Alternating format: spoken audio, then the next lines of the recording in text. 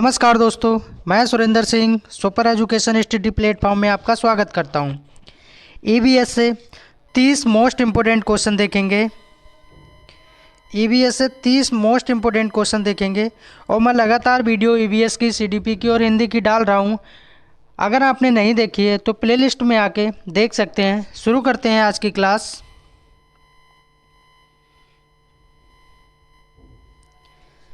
पहला प्रश्न दिया है, बच्चों को पर्यावरण अध्ययन को सीखने के लिए खोजने के द्वारा प्रयुक्त समय दिया जाता है। ये इंगित करता है कि क्या बच्चों के लिए पर्यावरण अध्ययन इंगित करता है।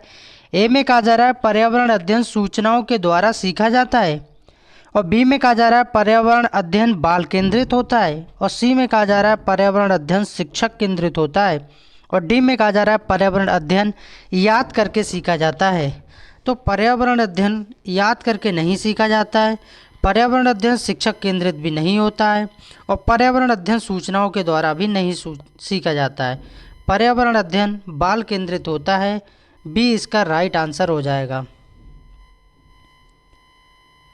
2 नंबर प्रश्न देखेंगे, पर्यावरण अध्ययन कक्षा 3 से 5 के लिए एक विषय क्षेत्र है जो इंगित करता है, जो संकलित करता है। किसको संकलित करता है? कक्षा 3 से 5 की बात की जा रही है, क्लास 3 to 5 की बात की जा रही है। ए में कहा जा रहा है पर्यावरण शिक्षा, सामाजिक अध्ययन और विज्ञान की अवधारणा और मुद्दों को।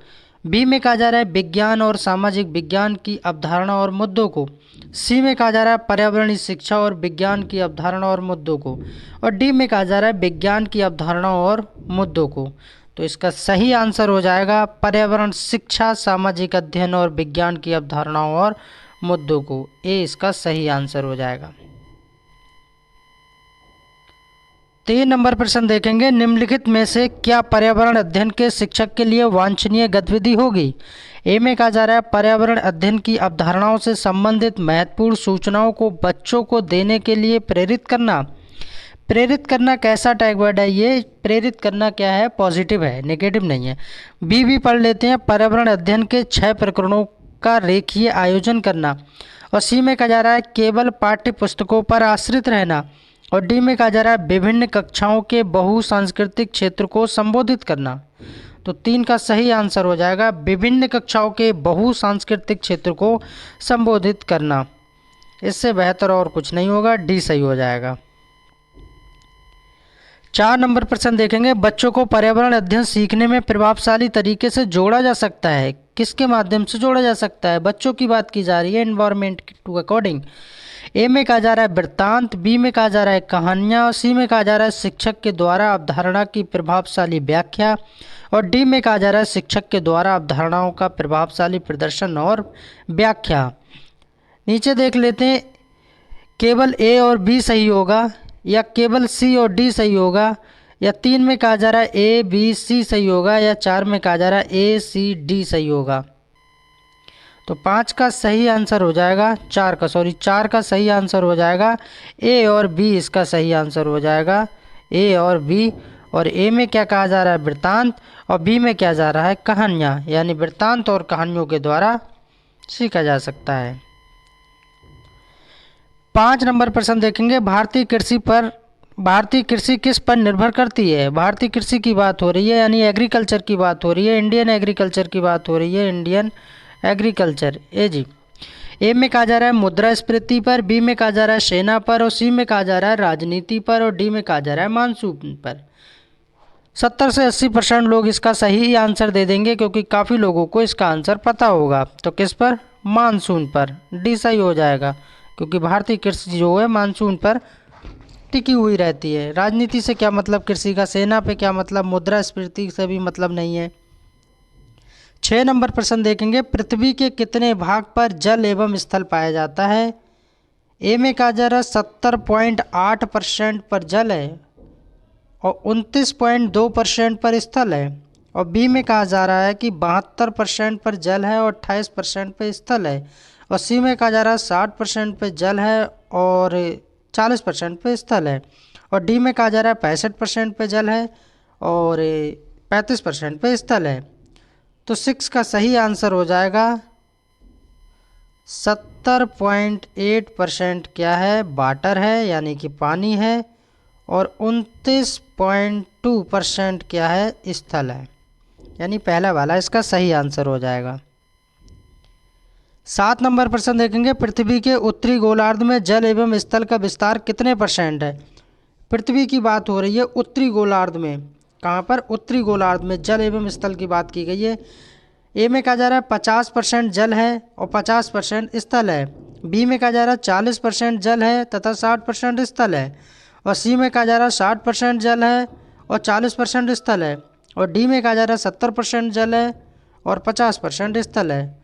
तो 7 का सही आंसर हो जाएगा 40% जल है वहाँ पर, कितने, 40% क्या है, वाटर है यानी जल है, और 60% क्या है, स्थल है। बी इसका सही आंसर हो जाएगा 7 का। 8 नंबर प्रश्न देखेंगे, भारत की स्थलीय सीमा कितने देश को छूती है। भारत की बात की जा रही है और स्थलीय सीमा की बात की जा रही है। स्थलीय सीमा तो कितने देशों को छूती है। 8 का सही आंसर हो जाएगा 7 देशों को छूती है। अब पता होना चाहिए वो 7 देश कौन से हैं, कंप्लीट बताऊंगा आपको ताकि क्वेश्चन इससे रिलेटेड बने तो आप गलत करके ना आए एग्जाम में। तो पहले तो बांग्लादेश है, एक बांग्लादेश से लगती है, चीन से भी लगती है, पाकिस्तान से भी लगती है, और नेपाल, भूटान, म्यांमार और अफ़गानिस्तान से भी लगती है। ये 7 देश ऐसे हैं जिनसे सीमा टच होती है, 7 कंट्रीज़। 9 नंबर प्रश्न देखेंगे, लौटता मानसून भारत के किस राज्य के तटीय भागों में वर्षा करता है। लौटते हुए मानसून की बात हो रही है। ए में कहा जा रहा है केरल, बी में कहा जा रहा है गोवा, और सी में कहा जा रहा है तेलंगाना, और डी में कहा जा रहा है तमिलनाडु। तो इसका सही आंसर हो जाएगा तमिलनाडु। तमिलनाडु में वर्षा होती है। 10 नंबर प्रश्न देखेंगे, चेराव नाच कहाँ के लोग करते हैं। चेराव नाच सीटेट का ये चुनिंदा प्रश्न है। सीटेट इसको हर बार ही पूछता है घुमा फिरा के, कुछ ना कुछ इसमें थोड़ा बहुत चेंज करके इसी क्वेश्चन को बार बार पूछ लेता है। चेराव नाच ए में कहा जा रहा है मिजोरम, बी में कहा जा रहा है मणिपुर, सी में कहा जा रहा है मेघालय, और डी में कहा जा रहा है झारखंड। तो 10 का सही आंसर हो जाएगा मिजोरम। इसमें होता क्या है, इसमें 6 से 8 लोग जमीन पर क्षैतिज रूप से रखे हुए बांस पर बांस की डंडियों के जोड़े को पकड़े हुए होते हैं। किसमें, चेराव नाच में। ये क्या करता है, ये डांस है, डांसिंग प्रथा है, यहाँ डांस होता है। 11 नंबर प्रश्न है, भारत की आज़ादी से पहले महात्मा गांधी ने जिस दांडी के समुद्र तट पर अपनी प्रसिद्ध यात्रा की थी वह भारत के नीचे दिए गए किस राज्य में स्थित है। महात्मा गांधी के ऊपर बात हो रही है। ए में कहा जा रहा है कर्नाटक, बी में कहा जा रहा है महाराष्ट्र, और सी में कहा जा रहा है गुजरात, और डी में कहा जा रहा है आंध्र प्रदेश। सीधे सीधे दांडी यात्रा की बात हो रही है, और दांडी यात्रा यानी कि गुजरात इसका सही आंसर हो जाएगा। गुजरात की राजधानी क्या है, गांधीनगर। अब महात्मा गांधी से रिलेटेड सारे फैक्ट इसमें क्लियर कर लेते हैं। महात्मा गांधी का जन्म कब हुआ था, तो 2 अक्टूबर 1869 को जन्म हुआ था। 2 अक्टूबर 1869 को जन्म हुआ था। और 30 जनवरी 1948 को 1948 को महात्मा गांधी की मृत्यु हो गई थी। और 24 दिन की इन्होंने यात्रा की थी, 12 मार्च 1930 से 6 अप्रैल 1930 तक। ब्रिटिश नमक एकाधिकार के खिलाफ इन्होंने नमक की चोरी के लिए ये सब किया था। महात्मा गांधी ने दांडी यात्रा निकाली थी, कितने दिन की, 24 दिन की यात्रा की थी। 12 मार्च 1930 से 6 अप्रैल 1930 की बात हो रही है। उम्मीद करता हूँ फैक्ट क्लियर हो गया होगा ये। 12 नंबर प्रश्न देखेंगे, निम्न में से कौन सा कथन गलत है। गलत के बारे में पूछा जा रहा है, ना कि सही, कि गलत बताइए। ए में कहा जा रहा है रेगिस्तानी ओक क्या ऑस्ट्रेलिया में पाया जाता है। बी में कहा जा रहा है खेजड़ी वृक्ष क्या राजस्थान में पाया जाता है। सी में कहा जा रहा है घटपर्णी पौधा क्या ऑस्ट्रेलिया में पाया जाता है। और डी में कहा जा रहा है झटके से अपनी गर्दन आगे पीछे कौन सा पक्षी करता है, उल्लू करता है क्या। तो 12 का सही आंसर हो जाएगा डी, क्योंकि गलत पूछा जा रहा है। झटके से अपनी गर्दन आगे पीछे उल्लू नहीं, तो कौन करता है, मैना करती है, ये भी याद रखना है। मैना, उल्लू क्या करता है, ये उल्लू अपनी गर्दन को 360 डिग्री पर रोटेट कर सकता है, घुमा सकता है। 360 का मतलब पूरब, पश्चिम, उत्तर, दक्षिण किसी भी दिशाओं में अपनी गर्दन को उल्लू घुमा सकता है। बाकी ए में रेगिस्तानी ओक के बारे में कहा जा रहा है जो ऑस्ट्रेलिया में पाया जाता है, बिल्कुल ठीक बात है ये। खेजड़ी वृक्ष राजस्थान में पाया जाता है, सूखा पड़ने से इस वृक्ष की तनी से पानी पिया जाता है। और घटपर्णी पौधा जिसको नेफेंथिस नाम से भी जानते हैं, ये ऑस्ट्रेलिया में पाया जाता है। ऊपर के तीनों पॉइंट क्लियर हो चुके हैं, यानी सही है, और डी वाला गलत है और गलत पूछा जा रहा है। उम्मीद करता हूँ डाउट क्लियर हो गया होगा। नेक्स्ट प्रश्न देखते हैं 13 नंबर। 13 नंबर प्रश्न देखते हैं, नीचे दी गई सूची पर विचार कीजिए। कछुआ, घड़ियाल, कौवा, बत्तख, मछली, इस सूची में से निम्न में से कौन सा दूसरों से भिन्न है। ये सीटेट का पूछा हुआ क्वेश्चन है, रिपीटेड क्वेश्चन है ये सीटेट का। अब आप देख लीजिए, एक प्रकार से ये रीजनिंग को रिलेट भी कर रहा है और ये ईवीएस में भी आ जाता है। कछुआ, घड़ियाल, कौवा, बत्तख और मछली। कछुआ भी पानी में रहता है, घड़ियाल भी पानी में रहता है, बत्तख भी पानी में रहती है और मछली भी पानी में रहती है। क्या कौवा पानी में रहता है? कौवा पानी में नहीं रहता है, तो वही पूछ रहा है दूसरों से भिन्न क्या है, तो कौवा इसका आंसर हो जाएगा 13 का ए। 14 नंबर प्रश्न देखेंगे, निम्न में से कौन सा गलत है। यहाँ पर गलत के बारे में पूछा जा रहा है, ना कि सही। गलत बताना है यहाँ पर। किसी भी करी के साथ उबला हुआ टैपियोका क्या केरल में खाया जाता है। बी में कहा जा रहा है सांप का भोजन क्या हांगकांग के लोग करते हैं। और सी में कहा जा रहा है सरसों के तेल में बनी मछली क्या कश्मीर के लोग खाते हैं। और डी में कहा जा रहा है नारियल के तेल में बनी समुद्र की मछली क्या चीन के लोग खाते हैं। तो 14 का सही आंसर हो जाएगा डी, नारियल के तेल में बनी समुद्र की मछली चीन के लोग नहीं खाते हैं। भाई ये बात गलत है। कहाँ पर खाते हैं? गोवा के लोग ये खाते हैं, ऐसा करते हैं। और एक कश्मीरी लोग सरसों के तेल में खाते हैं, ये बात बिल्कुल ठीक है। सांप का भोजन हांगकांग में खाया जाता है, सांप को भून के ये लोग खाते हैं हांगकांग के। और किसी भी करी के साथ उपला हुआ टैपोका कहाँ खाया जाता है? केरल में। उम्मीद करता हूँ सारे फैक्ट क्लियर हो रहे होंगे। और प्लीज़ चैनल को सब्सक्राइब कर लीजिए एंड वीडियो को लाइक कर दीजिए और कमेंट करके बताइए पूरी ईमानदारी के साथ कि 30 में से आपका स्कोर कितना जा रहा है। सभी भाई बहन ज़रूर बताएंगे। ये शिक्षक भर्ती का निःशुल्क प्लेटफॉर्म है। यहाँ पैसे की किसी से बात नहीं होती है, किसी से कोई डिमांड नहीं की जाती है। यहाँ सिर्फ टारगेट पे ध्यान दिया जाता है। एक अच्छा स्कोर करके आएँ और सीटेट में अच्छा स्कोर करने के बाद आप अध्यापिका व अध्यापक बन जाएं, यही हम कामना करते हैं। सुपर एजुकेशन ये आपका परिवार है। 15 नंबर प्रश्न देखेंगे, निम्न में से कौन सा गलत है। यहाँ पर गलत में पूछा जा रहा है क्योंकि सीटेट पहले ज़्यादातर सही में पूछता था, अब ज़्यादातर गलत में पूछता है। तो क्वेश्चन को ध्यान से पढ़ना है। मुग़ल काल का संस्थापक क्या इब्राहिम लोदी था। बी में कहा जा रहा है वर्धन वंश का संस्थापक पुष्पभूति था। और सी में कहा जा रहा है गढ़वाल वंश का संस्थापक चंद्रदेव था। और डी यानी फोर्थ में कहा जा रहा है कर्ण वंश का संस्थापक वसुदेव था। तो वर्धन वंश का संस्थापक पुष्पभूति था, ये बात ठीक है। गढ़वाल वंश का संस्थापक चंद्रदेव था, ये भी बात ठीक है। और कर्ण वंश का संस्थापक वसुदेव था, ये भी बात ठीक है। नीचे के तीनों पॉइंट राइट हैं, यानी ये ठीक है। पर मुग़ल काल का संस्थापक इब्राहिम लोदी नहीं था, तो फिर कौन था? बाबर था। ये याद रखना है, कौन था? बाबर था। बाबर था। और किस युद्ध में इन्होंने हराया था? तो इब्राहिम लोदी को 21 अप्रैल 1526 पानीपत के युद्ध में हराया था। बाबर ने इब्राहिम लोदी को, तभी मुग़ल काल की स्थापना हो गई थी। तो ये इसका सही आंसर हो जाएगा। नेक्स्ट क्वेश्चन देखते हैं 16 नंबर। निम्नलिखित में से कौन सा पर्यावरण अध्ययन में सीखने का रचनात्मक आकलन का साधन नहीं है। नहीं में पूछा जा रहा है कौन सा साधन नहीं है। क्रम निर्धारण मापनी, 2 में कहा जा रहा है वर्णन अभिलेख, 3 में कहा जा रहा है वार्षिक उपलब्धि परीक्षण और 4th नंबर यानी 4 डी में कहा जा रहा है पोर्टफोलियो। तो कौन सा नहीं है? वार्षिक उपलब्धि परीक्षण नहीं है। 16 का सी आंसर हो जाएगा। 17 नंबर प्रश्न देखेंगे, जंगलों के बारे में निम्नलिखित कथनों पर विचार कीजिए। अभी लेटेस्ट जो सीटेट का एग्ज़ाम हुआ है उसमें ये क्वेश्चन पूछा गया है। आप क्वेश्चन का लेवल देख लीजिए। NCERT बेस्ड जो क्वेश्चन पूछे जाते हैं बहुत डीपली पूछे जाते हैं और अच्छी खासी थ्योरी की जानकारी होना चाहिए। तो जंगलों के बारे में, फॉरेस्ट एरिया के बारे में निम्नलिखित कथनों पर विचार कीजिए। ए में कहा जा रहा है कुडुख भाषा में तोरांग का मतलब क्या जंगल होता है। ये बात तो बिल्कुल ठीक है कि कुडुख भाषा में तोरांग का मतलब जंगल होता है, ये बात बिल्कुल ठीक है। बी में पढ़ लेते हैं कि झारखंड में ग्राम परिषद, पंचायत लॉटरी के माध्यम से ये तय करती है कि किस परिवार को कृषि के लिए कितनी भूमि मिलेगी। सी में कहा जा रहा है जंगल अधिकार कानून 2007 उन लोगों को अधिकार दिलाता है जो काम, यहाँ पर कम होगा, कम से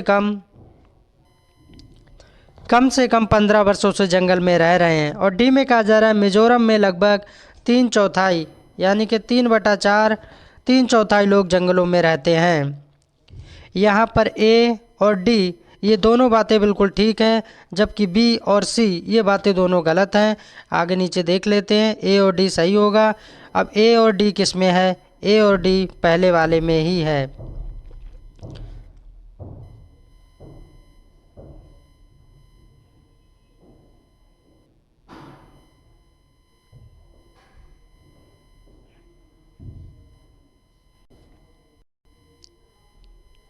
18 नंबर प्रश्न देखेंगे, निम्न में से कौन सी एक थीम नहीं है? पर्यावरण अध्ययन की थीम के बारे में पूछा जाता है। टोटल पता होना चाहिए कितनी थीम है, 6 थीम है, ये पता होना चाहिए। ए में कहा जा रहा है भोजन, बी में कहा जा रहा है जानवर, और सी में कहा जा रहा है परिवार और मित्र, और डी में कहा जा रहा है मेरा परिवार। तो यहाँ पर मेरा परिवार कोई थीम नहीं है, जबकि भोजन, जानवर, परिवार और मित्र ये 3 थीम हैं। और भी थीम है जैसे कि आवास, आवास भी याद रखना है, आवास भी है, और पानी और जल, पानी और जल एक में ही है क्योंकि बात एक ही है, पानी और जल। इस तरह से 3, 2, 5 एक थीम और है, हम चीज़ें कैसे बनाते हैं। ये 6 प्रकार की थीम है। दोबारा रिपीट कर दे रहा हूँ, भोजन, आवास, परिवार और मित्र, पानी, यात्रा, हम चीज़ें कैसे बनाते हैं, ये 6 थीम है। जबकि मेरा परिवार इसमें कोई थीम नहीं है पर्यावरण अध्ययन के अंतर्गत। 19 नंबर क्वेश्चन देखेंगे, ब्रिटिश भारत में प्रत्येक 10 वर्ष के अंतराल पर जनगणना कब से प्रारंभ हुई थी? ब्रिटिश काल की बात हो रही है और ये भी पता लग रहा है कि कितने वर्ष के बाद। तो प्रत्येक 10 वर्ष के बाद जनगणना होती है। ए में कहा जा रहा है 1872, बी में कहा जा रहा है 1881, और सी में कहा जा रहा है 1891, और डी में कहा जा रहा है 1882। 19 का सही आंसर हो जाएगा 1881। अब आपको पता तो लग गया कि ब्रिटिश भारत में प्रत्येक 10 वर्ष के अंतराल पर जनगणना कब से प्रारंभ हुई थी। तो 1881 से प्रारंभ हुई थी। अब दूसरा क्वेश्चन ये उठता है कि किसके समय में ये प्रारंभ हुई थी? तो लॉर्ड रिपन के समय में ये प्रारंभ हुई थी, ये भी याद रखना है। 20 नंबर प्रश्न देखेंगे, रेड डाटा बुक क्या है? रेड डाटा बुक के बारे में क्वेश्चन पूछा गया है। ए में कहा जा रहा है World Wide Fund for Nature, B में कहा जा रहा है संयुक्त राष्ट्र पर्यावरण विकास, और सी में कहा जा रहा है IUCN। क्या कहा जा रहा है?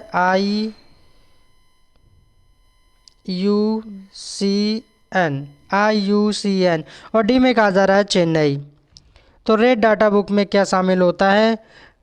इसका सी सही आंसर हो जाएगा, IUCN। अब आपके माइंड में क्वेश्चन उठता होगा कि सर जी ने इसकी फुल फॉर्म तो बताई नहीं। तो इसकी फुल फॉर्म भी होती है international union for conservation of nature. दोबारा बता रहा हूँ, international union for conservation of nature, ये इसकी फुल फॉर्म होती है IUCN, red data book. 21 number question देखेंगे, 21 नंबर 21, दादा भाई नौरोजी कितनी बार कांग्रेस के अध्यक्ष चुने गए थे? दादा भाई नौरोजी को और किस नाम से जानते हैं? भारत का ओल्ड मैन, भारत का ओल्ड मैन किसको कहा जाता है? यानी भारत का वयोवृद्ध पुरुष किसको कहा जाता है? तो दादा भाई नौरोजी को ही भारत का वयोवृद्ध पुरुष कहा जाता है। और ये कांग्रेस के अध्यक्ष यानी स्पीकर कितनी बार चुने गए थे? तो 3 बार चुने गए थे, यानी डी इसका सही आंसर हो जाएगा। अब क्वेश्चन उठता है कि 3 बार तो चुने गए थे, लेकिन ये डेट भी पता होना चाहिए कि कौन कौन सी डेट में कब चुने गए थे। तो 1886 में चुने गए थे, 1893 में चुने गए थे, और 1906 में चुने गए थे। उम्मीद करता हूँ सारे फैक्ट रिलेटेड कंप्लीट होते होंगे, पर सभी भाई बहन मेरे वीडियो को लाइक ज़रूर कर देंगे एंड चैनल को सब्सक्राइब कर लेंगे। 22 नंबर प्रश्न देखेंगे, 22, समान भुगतान अधिनियम कब से पारित हुआ? ए में कहा जा रहा है 1973, बी में कहा जा रहा है 2008, सी में कहा जा रहा है 2009 और डी में कहा जा रहा है 2013। तो 22 का सही आंसर हो जाएगा 1973, यानी कि 1973 से ये अधिनियम पारित हो गया, समान भुगतान अधिनियम। 23 नंबर क्वेश्चन देखेंगे। 23 नंबर, भारत का मोती किसे कहा जाता है? ए में कहा जा रहा है लाल किला, बी में कहा जा रहा है मोती मस्जिद, तो सी में कहा जा रहा है ताजमहल और डी में कहा जा रहा है ताजमहल। 2 बार हो गया है, कोई बात नहीं, एक बार काट दीजिए। यहाँ पर हवा महल लिख दीजिए, हवा महल। सही आंसर इसका सी हो जाएगा। भारत का मोती किसे कहा जाता है? ताजमहल को कहा जाता है। 24 नंबर प्रश्न देखेंगे। समता के अधिकार का उल्लेख संविधान के किस अनुच्छेद यानी आर्टिकल में मिलता है? ए में कहा जा रहा है अनुच्छेद 23 से 24, बी में कहा जा रहा है अनुच्छेद 14 से 18, सी में कहा जा रहा है अनुच्छेद 19 से 22 और डी में कहा जा रहा है अनुच्छेद 25 से 28। तो समता के अधिकार, समानता की बात हो रही है, तो हमेशा याद रखना है आर्टिकल 14 से 18 की बात होती है, 14 से 18 की बात होती है अनुच्छेद, याद रखना है। नेक्स्ट क्वेश्चन देखते हैं। 25 नंबर, मानसूनी वन पाए जाते हैं जहां वर्षा कितने सेंटीमीटर में होती है? सेंटीमीटर में आपको बताना है। ए में कहा जा रहा है 50 से 150 के बीच में, बी और 2 नंबर पे कहा जा रहा है 150 से 200 के बीच में, 3 नंबर पे कहा जा रहा है 70 से 200 के बीच में और 4 नंबर पे कहा जा रहा है 70 से 100 के बीच में। सभी कुछ सेंटीमीटर में वर्षा बताना है। 25 का सही आंसर हो जाएगा 70 से 200 के बीच में, सी इसका सही आंसर हो जाएगा। मानसूनी वर्षा की बात हो रही है, 25 का सी सही हो जाएगा। 26 नंबर प्रश्न देखेंगे। भारत में महिलाओं के लिए आरक्षण की व्यवस्था कहाँ है? भारत में बात हो रही है, महिलाओं के बारे में बात हो रही है। ए में कहा जा रहा है मंत्रिमंडल में, बी में कहा जा रहा है विधानसभा में और सी में कहा जा रहा है लोकसभा में और डी में कहा जा रहा है पंचायती राज संस्थाओं में। तो इसका सही आंसर हो जाएगा पंचायती राज संस्थाओं में महिलाओं के लिए ये व्यवस्था की गई है। और कौन सा संविधान संशोधन था? तो याद रखना है 73वां संविधान संशोधन था। ये भी याद रखना है 243 घ के अनुसार ये कहा गया है। जातियाँ कौन कौन सी रहेंगी? तो एससी और एसटी जाति को जो महिलाएं हैं पंचायती राज संस्थाओं में आरक्षण दिया जाएगा अकॉर्डिंग टू इंडियन कॉन्स्टिट्यूशंस, यानी भारतीय संविधान के अनुसार। 27 नंबर क्वेश्चन देखेंगे। बंगाल की खाड़ी का तटवर्ती राज्य या केंद्र शासित प्रदेश कौन सा है? ए में कहा जा रहा है तेलंगाना, बी में कहा जा रहा है उड़ीसा और सी में कहा जा रहा है कर्नाटक और डी में कहा जा रहा है केरल। बंगाल की खाड़ी की बात हो रही है। 27 का सही आंसर हो जाएगा उड़ीसा। क्या हो जाएगा? उड़ीसा। और कमेंट करके बताइए कि उड़ीसा की राजधानी क्या है। सभी भाई बहन बताएंगे। 28 नंबर क्वेश्चन देखेंगे। सांपों के बारे में निम्नलिखित कथनों पर विचार कीजिए तथा निम्नलिखित में से गलत कथन को चुनिए। सांपों के बारे में पूछा जा रहा है और गलत आपको बताना है। वे अपने शिकार को चबा कर खाते हैं, कहते नहीं, यहाँ पर खाते होगा। वे अपने शिकार को चबाकर खाते हैं। वे अपने भोजन को पूरा निगल जाते हैं। सांपों के दांत नुकीले होते हैं। जहरीले सांपों के डसने वाले दांत होते हैं। 28 का सही आंसर हो जाएगा ए, क्योंकि गलत पूछा जा रहा है। वे अपने भोजन को पूरा निगल जाते हैं, ये बात बिल्कुल ठीक है। सांपों के दांत नुकीले होते हैं, ये भी बात ठीक है। और जहरीले सांपों के डसने वाले दांत होते हैं, ये ठीक है। वे अपने शिकार को चबा कर नहीं निगल जाते हैं, ये बात गलत थी और गलती पूछी जा रही है। और इस वीडियो का सेकंड लास्ट क्वेश्चन देखेंगे। 29 नंबर, भारत का शोध संस्थान मैत्री कहाँ अवस्थित है? मैत्री के बारे में पूछा जा रहा है कि मैत्री कहाँ पर अवस्थित है। मैत्री ए में कहा जा रहा है अंटार्कटिका और बी में कहा जा रहा है यूरोप और सी में कहा जा रहा है एशिया और डी में कहा जा रहा है ऑस्ट्रेलिया।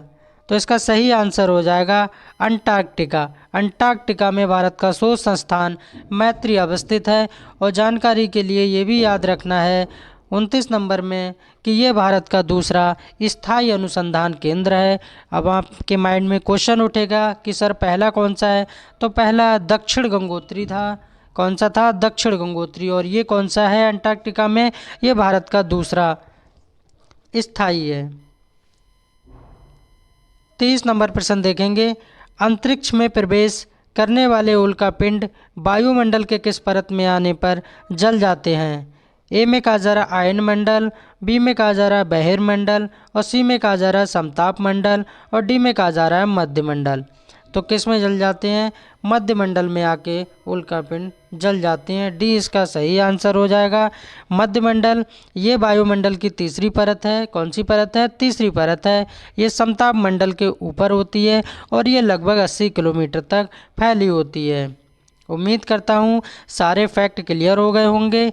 मिलते हैं नेक्स्ट वीडियो में नेक्स्ट क्लास के साथ। Thanks for watching. Please subscribe my channel.